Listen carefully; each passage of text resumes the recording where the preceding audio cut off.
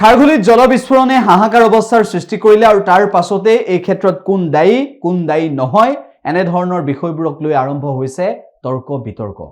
মন্ত্ৰী জয়ন্ত মল্ল বৰুৱাই শেহতীয়াভাৱে সেই পৰিস্থিতি পৰ্যবেক্ষণ কৰাৰ সমান্তৰালভাৱে দেৱব্ৰত শইকীয়াই বিৰোধী দলপতি দেৱব্ৰত শইকীয়াই সেই পৰিস্থিতি পৰ্যবেক্ষণ কৰিলে। এই পৰিস্থিতি পৰ্যবেক্ষণ কৰি কোনে কি ক'লে, মন্ত্ৰী জয়ন্ত মল্ল বৰুৱাৰ মতে কি আৰু দেৱব্ৰত শইকীয়াৰ মতে কি? কি হল খাৰঘুলিৰ বিস্ফোৰণৰ ফলত কি হল খাৰঘুলিৰ এই জল বিস্ফোৰণৰ পৰিস্থিতিৰ পৰৱৰ্তী সময়ত এই সকলোবোৰ প্ৰশ্নৰ উত্তৰ বিচাৰিছে খাৰঘুলিৰ জনতাই। যোৱা বছৰ মে মাহত হৈছিল 25 মেত এগৰাকী ৰাভা নামৰ মহিলাৰ মৃত্যু হৈছিল। তাৰ পিছত বিভিন্ন অঞ্চলত উন্মুক্ত হৈ থকা পাইপৰ ফলত বিভিন্ন এক্সিডেণ্ট হৈছিল আৰু এনেকুৱা পানীৰ ঘটনা জল জীৱন হয় নহয় মই নাজানো। আমাৰ এছেম্বলিৰ কেম্পাছৰ ওচৰতে ছোৱালী এগৰাকী স্কুটাৰত গৈ থাকোঁতে দেউতাকৰ লগত বাছৰ খুন্দা খাই ছিটিকি পৰি এটা গাঁতত পৰি মৃত্যু হৈছিল। আৰু এই গোটেইবিলাক পানী সম্পৰ্কীয় ঘটনাই হৈ আছে।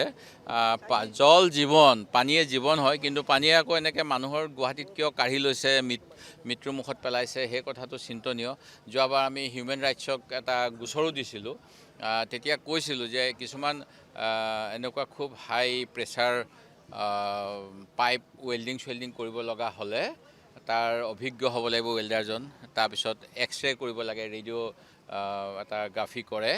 এইবিলাক হৈছেনে নাই আমি বিচাৰিছিলোঁ, কিন্তু যিখিনি ডেপুটি কমিশ্যনাৰৰ সেই সময়ত তদন্ত ৰিপৰ্ট আহিছিল একেবাৰে দায়হৰা আছিল।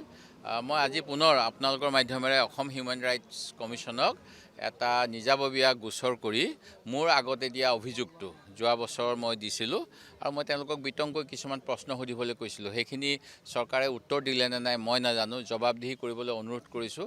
কাৰণ আমাৰ মন্ত্ৰী ডাঙৰীয়া নতুনকৈ হৈছে, আগৰ মন্ত্ৰী ডাঙৰীয়াৰ দিনত কেইবাটাও ঘটনা হ'ল। নতুন মন্ত্ৰীৰ লগত কোনো কথা নহয়, কেনেকৈ বিভাগটো যিটো নিয়মত চলিব লাগে নিয়মখিনি মানা হৈছিল নে নাই এই কথাবিলাক চাব লাগিব। ইয়াতে অন্য চহৰতো ইমান ডাঙৰ চহৰবিলাক আছে, আমি বিদেশৰ সাহায্য লৈ ইমান কাম কৰোঁ, বিদেশত আমাৰ বিষয়াসকলক পঠাওঁ অভিজ্ঞতা ল'বলৈ। তাৰপিছত আমাৰ ইয়াত আহিলে কি হয়, আমি কি ভাৰতত দুৰ্নীতি যদিও নাইকিয়া হ'ব বুলি কৈছে, দুৰ্নীতি হৈছে নেকি, এই কথাবিলাক নিশ্চিতভাৱে লক্ষণীয়। আৰু এনেকৈ গুৱাহাটীত এতিয়াও আমি প্ৰধানমন্ত্ৰী ডক্টৰ মনমোহন সিঙৰ দিনতে প্ৰথম আৰম্ভ হৈছিল গুৱাহাটী পানী যোগানৰ কথাবিলাক। 2010 চনমানত বোধ কৰোঁ এটা আঁচনি কমিশ্যন হোৱা কথা আছিল। আজি তেখেতৰ মৃত্যু হৈ গ'ল, 10 চনৰ পৰা 24 চন পালোহি। 14 বছৰ পিছতো আমাৰ কিন্তু গুৱাহাটীৰ সম্পূৰ্ণ পানী যোগান ব্যৱস্থাটো আমি যেনেধৰণেৰে ব্ৰহ্মপুত্ৰ নৈখন কাষত থকাৰ পিছতো ইয়াক ব্যৱহাৰ কৰিব পৰা নাই আৰু পানীৰ অভাৱ হৈছে বা পানীয়ে মানুহ মাৰিছে, এইবিলাক কথা খুব গ্ৰহণযোগ্য নহয়। সেই গতিকে ইয়াৰ জবাবদিহি চৰকাৰৰ পৰা বিচাৰিম।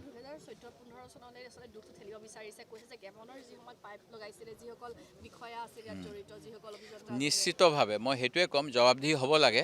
তেওঁলোকে কি কমিশ্যন খাবলৈ সেই সময়ত পাইপ কিনিছিল নেকি? সেই সময়ত কোন আছিলে? বৰ্তমানৰ মুখ্যমন্ত্ৰী সেই সময়ত মন্ত্ৰী হৈ আছিলে, তেখেতেও বোধ কৰোঁ গুৱাহাটী উন্নয়ন বিভাগৰ মন্ত্ৰী হৈ আছিলে। সেই গতিকে যিটো নিয়ম আছে, চৰকাৰৰ বিদেশৰ পৰা লোন ল'লে এটা ষ্টেণ্ডাৰ্ড অপাৰেটিং প্ৰচিডিঅ'ৰ থাকে, কোন সময়ত কোনটো কাম কৰিব লাগে। সেইখিনি সময়ত মানে পিছত কৰিব লগা কামটো, তামোল পাণ খাই পেলাই ভাত খাম নেকি? ভাত খোৱাৰ পিছত অসমীয়া মানুহে জানে ভাত খাই পেলাই পিছত কয় মুহুদি কৰা বুলি কয়। মুহুদি কৰিবলৈ হ'লে মানে তামোল পাণ শেষত লয়। সেই গতিকে আগতে পাইপখিনি আগতে কিনি পাইপৰ নলা খন্দাৰ আগত, পাইপ লে কৰাৰ আগত, ট্ৰিটমেণ্ট প্লেন বহুৱাৰ আগত, এইবিলাক কৰাৰ আগতে পাইপ কিনি পেলাই আমি কোনোবাই কমিশ্যন খালে নেকি? সেই সময়ত নিশ্চিতভাৱে তদন্ত হওক, আমি তদন্তক ভয় কৰিব নালাগে, যাৰে হওক। সেই গতিকে দায়হৰা ইজনে সিজনলৈ ঠেলাটো উচিত নহয়।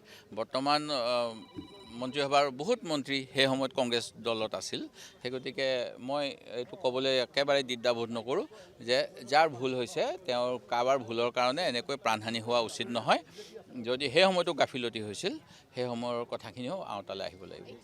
যিকোনো খবৰৰ বাবে যোগাযোগ কৰক 7099017330 লগতে 7099017110 নম্বৰত।